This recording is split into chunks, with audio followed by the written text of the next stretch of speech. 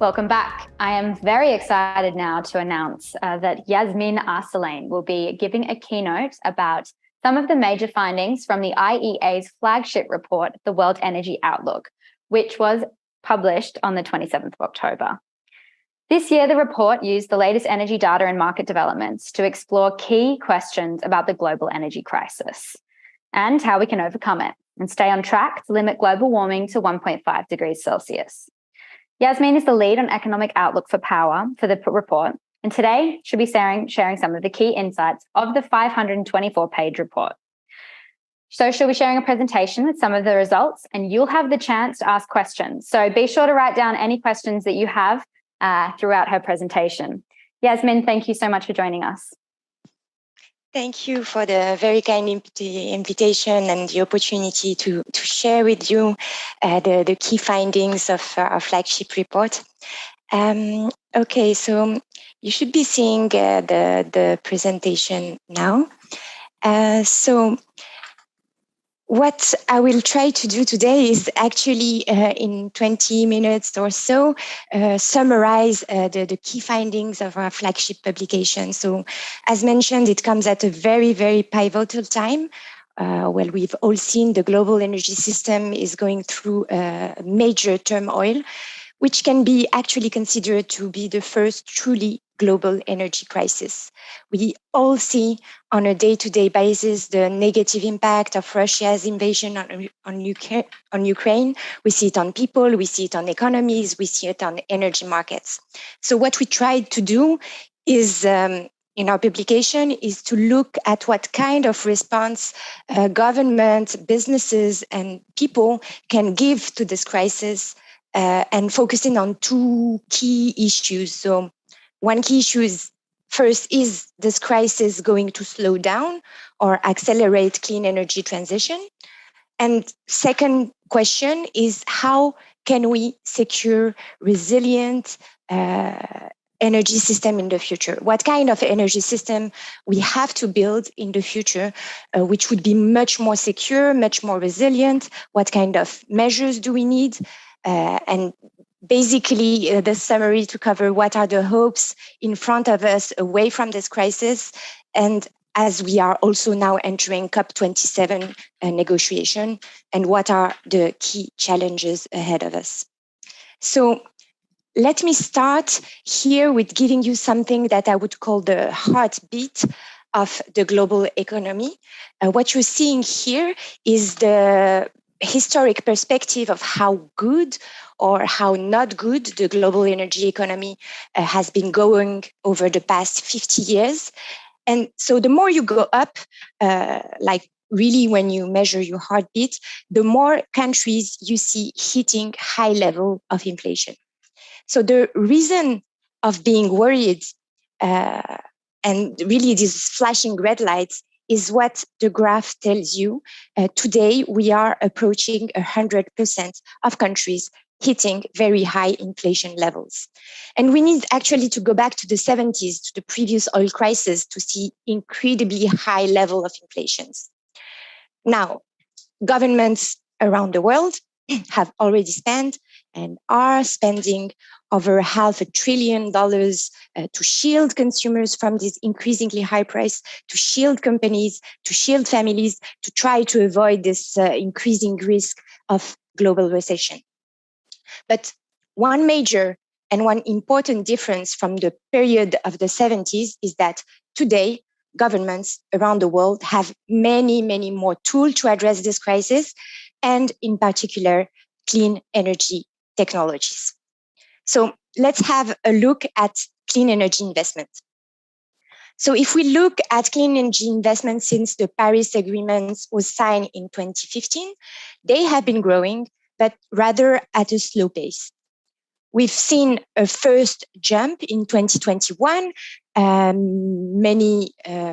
Many of this was linked to countries out of the COVID crisis starting to putting in place sustainable recoveries. They started putting money against ambition.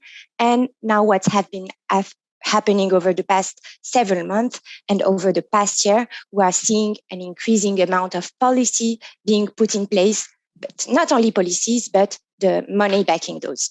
But now you can see also what is our expectation is that all this new policy put in place will give a very big push to hit a 2 trillion mark for clean energy investment by 2030. So this is for us quite a lift. It's an increase in expectation already compared to our past year publication, WEO 2021, and it's a 50% boost compared to today. So what are the key policies that are really helping countries to go in this direction? We have the $400 billion US on the table from the Inflation Reduction Act in the US. So this is in terms of tax incentives, subsidies, really different support for clean energy technologies, ranging from hydrogen to solar capture, carbon capture and storage, nuclear, etc. We also have in the European Union increasing discussion of meeting and ratcheting up ambition in the Fit for 55 and towards REPowerEU. In Japan, we have green transformation and also major new plan in China and many others. So now the question, will this be enough to be on track with the 1.5 degree trajectory? Well, not yet. We would actually need to double that number to hit 4 trillion. And where we see most of the job to be done is in advanced economies, followed by China.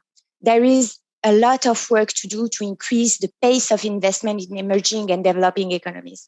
And for us, this is really a critical aspect to be addressed at the coming COP, especially when we see that these are the countries that are the ones suffering the most today from this energy crisis.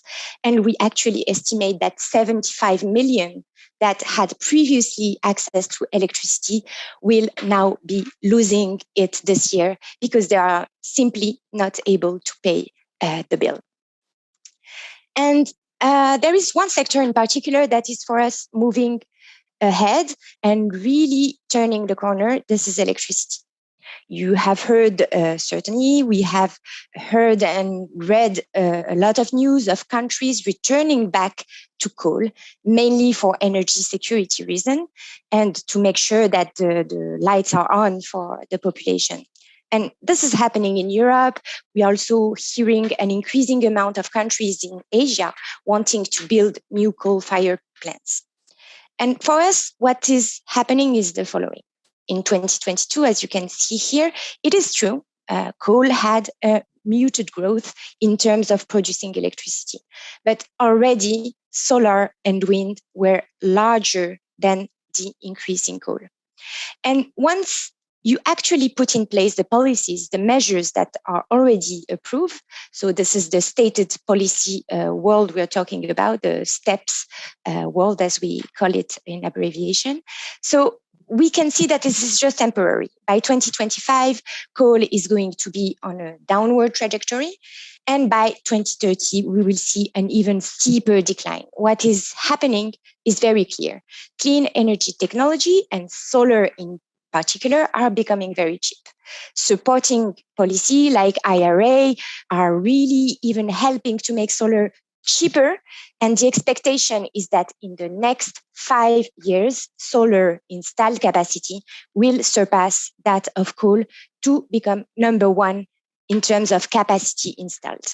So this is one of the several historic turning points that we will be witnessing in this coming decade.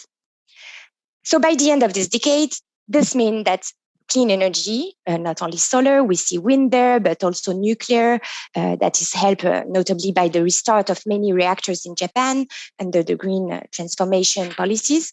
So when you put all the clean energy technologies together, by the end of this decade, we will be producing more electricity from clean energy than from fossil fuel. This is another major turning point. So what does it mean? Clearly, for emission, this is the good news. We will be seeing a peak in electricity sector emission very, very soon, and then a decline. And this is exactly what we need to keep the temperature stopping from rising. you really see those nosedive in emissions. Now, is this fast enough? Not yet, but it's another acceleration, and it's again led by advanced economies. So if we turn now to outside the power sector, global fossil fuel demands, first with natural gas. 10 years ago, we did a special focus that was called, Are We Entering a Golden Age of Gas? And what you can see plotted here was our demand projection back then, and how actually it happened is very, very close. So 10 years later, we can actually drop the question mark and say, yes, it was a decade of golden age of gas. Now, moving forward, the outlook is very different. This decade, we will see a very modest growth and then a long plateau. Why? This is happening for a variety of reasons. Policies, first, the ones I mentioned earlier, especially in advanced economies, especially in the power sector. We have many more technologies that can produce electricity that are much cheaper than gas. So the key driver of gas demand in the past is drying up. And in fact, for advanced economy, we're going to see even a decline in gas used in the electricity sector. A second key driver, and this is another key driver for growth in the past that is drying up, is heating in buildings. We have now a lot of efficiency measures, electricity used for heating, and many more technologies. And this is really putting an end to a growth of natural gas for heating. However, we have those two diverging trends. So as mentioned in advanced economy, a peak and decline, but emerging economy, a continued growth. And so this compensate and leading in this plateau you see in the long term. And alongside that plateau in gas demand, coal demand peaks within the next few years, and oil demand reach a high point in the mid-30s before falling back. And actually, there can be no clearer sign of the change that are currently underway in the energy system than what you have in front of you. What we see here is fossil fuels and the emissions from their combustions. They have risen every decade since the start of the Industrial Revolution. And now all our scenarios have a growing global economy, a growing demand for energy service, but this goes with a reduced role for fossil fuels in meeting those needs. And that's why we are calling this a pivotal moment in energy history. So what does it mean for emission? If we look at where we stand today, we come from this decades of continuous growth in emission, and looking back at our baseline before the Paris Climate Summit, our expectation for global CO2 emission was very clear.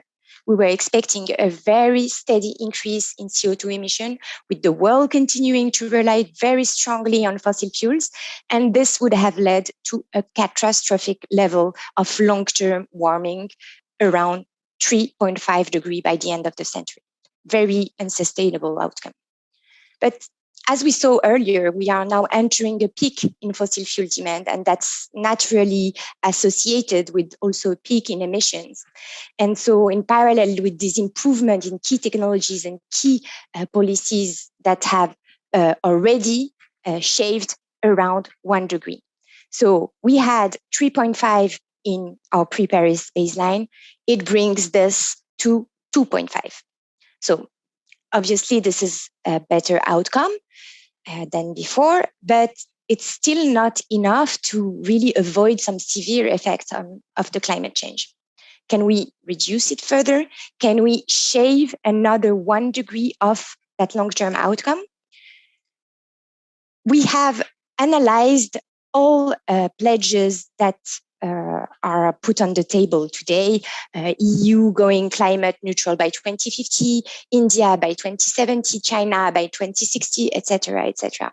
If all these countries, they follow through in full and on time with these pledges, and also companies that have promised, for instance, in aviation, for shipping.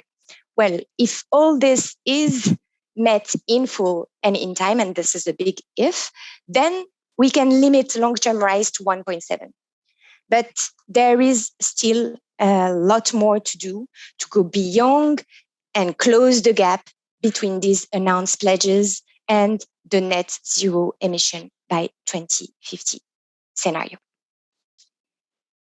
Now, energy security is really a key theme in this year, World Energy Outlook, and in particular, the issue of maintaining affordable and reliable supply through transition. So I wanted to illustrate here a few of our points from the Outlook to conclude this presentation. So for the next few decades at least, we will be drawing down a system based on fossil fuel and building one based on clean energy. But the key point I have in mind is that we need both parts, fossil fuel and the soaring clean energy technology, to function well during the duration of that transformation. So really the speed, the security of the transition would depend on synchronizing changes across all these different parts of the energy system. So this brings us to this crucial question of investment. This is where we are today. For $1 spent on fossil fuel, around 1.5 is spent on clean energy transition. And you may recall in one of the first slides that we get to 2 trillion by 2030 in the stated policies. But we would need to go to another 4 trillion by 2030 to get on track for a 1.5 degree scenario. So note that even in such dramatic scenario, the amount spent on fossil fuel is not zero. But that ratio has changed. It's not 1 to 1.9, 1.5 anymore. It's 1 to 9. So we have choices about how we choose to guard against the possibility of future volatility. The preferable way is to follow what we have on the screen right now, meaning a massive scale up in clean energy investment. But if we fall short of that, then to avoid volatile markets, this would require a higher oil and gas investment. And that means that this could risk putting our climate goals in jeopardy. And one thing that is very clear also is that the fastest growth of these investments needs to come in emerging and developing economies. This is where energy demand is growing most rapidly. But clean energy projects face an additional hurdle in those markets. And this hurdle is the high cost of capital. So, for example, in a solar plant in key emerging economies, it's been 2 and 3 times higher the cost of borrowing for building those plants than in advanced economies and China.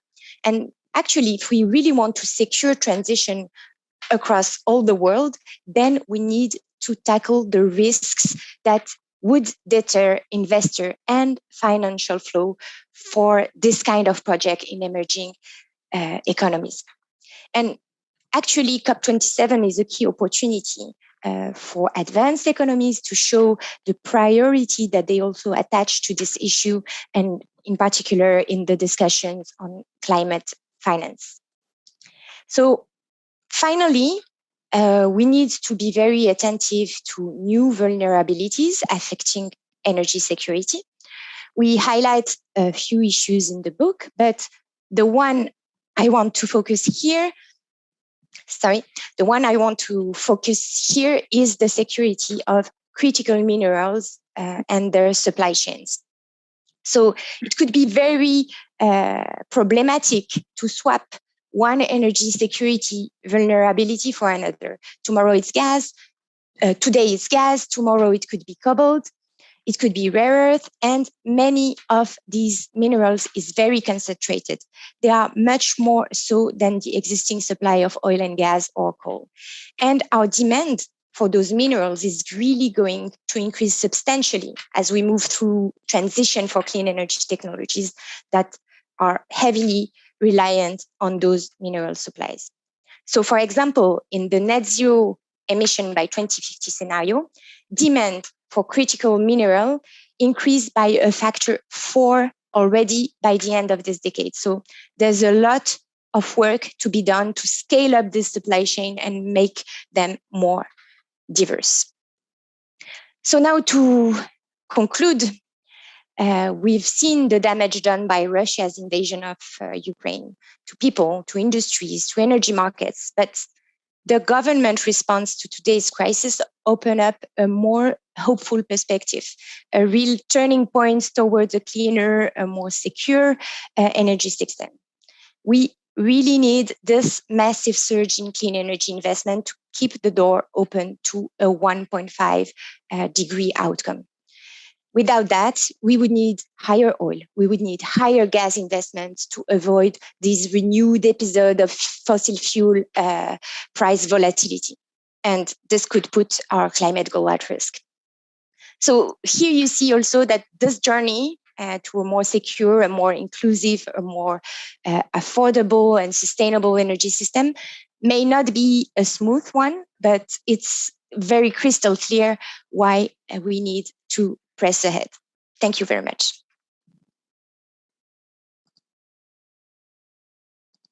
Thank you so much, Yasmine. Some really interesting insights in there. I just have a few questions based on the presentation. My first would be, what would be your main takeaway from this year's report in terms of the differences to the previous reports? How are you more hopeful? Are there new challenges? What would you say is the main difference? I think what is really striking is now energy security is part of the thing that makes the clean energy transition move faster. So we had those climate targets, obviously, but now energy security concerns are a very, very strong catalyst to make things happen much more faster. And I would add another driver that I feel is more and more important in making this ambition translate into reality is what's in the pipelines in our industry manufacturers. So what we've done, partly in the World Energy Outlook, but there is another publication that will be out in January focusing especially on that, is how do we compare the supply chains, what's in the pipeline of solar PV manufacturer for electrolyzer, etc. How do they compare to our net zero emission world? And a reason for hope is that actually in some, and solar PV is a good example, what's in the pipeline for 2030 actually exceeds the 2030 solar PV installed that we would see in the net zero emission. It's not the case for everywhere. And this is plans, it's in the planning stage. Not all of it will actually move forward, but many more can come also. So that's also a key driver, climate ambitions, energy security, plus industrial policies are really together in this, pushing the clean energy transition faster. Mm-hmm. Yeah, I think that is definitely good news. And you talked a lot about how we need to double clean energy investment. That's a really big lever to enabling the energy transition. Do you have any insights on where this investment should come from, or how we can ensure that we get the investment that we need? Well, a lot of it will go in the power sector.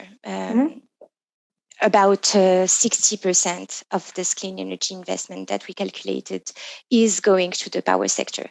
And maybe one thing to highlight in the power sector is we often think about this huge scale up of solar, of wind, the generation side of things, but it must go in parallel of the infrastructure, so the grids And this is actually, when we look at the power sector investment, grids is actually the first, the ranks first in terms of where this investment needs to go. It's combining both wind and solar when we look at the numbers. So grids is a very important factor in the power sector.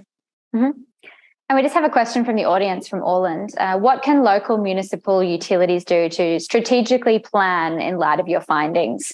Quite a big open-ended question there, but do you have any quite a big question. So yeah.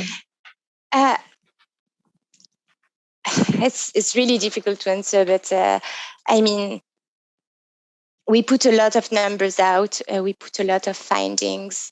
I think one of the key question we have is what decision could actually be stranded asset, what could be stranded capital. So I mentioned that we still needed some fossil fuel investment in the 1.5 degree, but these investments are climate-proof investment, meaning that they are thought in a way that they can be transformed in low carbon.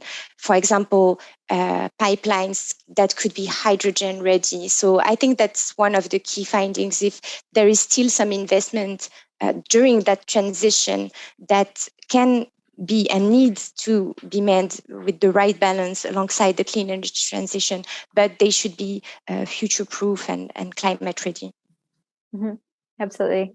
Another thing you mentioned is in a lot of the scenarios, it was that the advanced economies really need to take the lead on those sorts of things. Doesn't that go without saying? Are advanced economies doing enough? Do we need to encourage? Are they playing their part?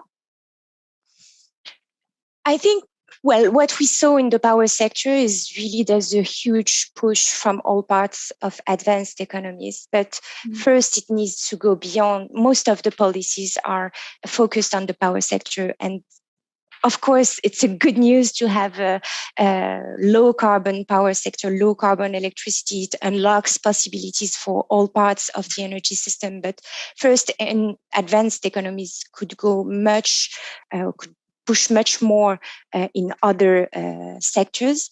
And second, I think what is really good with advanced economies moving faster is that then they can, it's not only about the technologies, it's not only about the policy, but it's about the framework to put in place and maybe derive some lessons for other parts of the world of what could work or what doesn't in the transition. So I think it's really important that those who currently have the investment, have the funds, are less affected by the crisis, even if all of us are affected, continue to push forward to have this example in all parts of the energy system. Okay, thank you so much, Yasmine. That's all we have time for today, unfortunately, but I'm sure everyone really enjoyed those insights. And yeah, what a lot of information for you guys to process. Really interesting to hear. Thank you so much again for taking the time to share them with us today. Thank you very much, and thanks to the audience as well. Have a very nice end of conference. Thanks very much. Next up, we will be talking about how we can close the gap between ambition and action. We'll have a 2-minute break and then we'll be right back with you.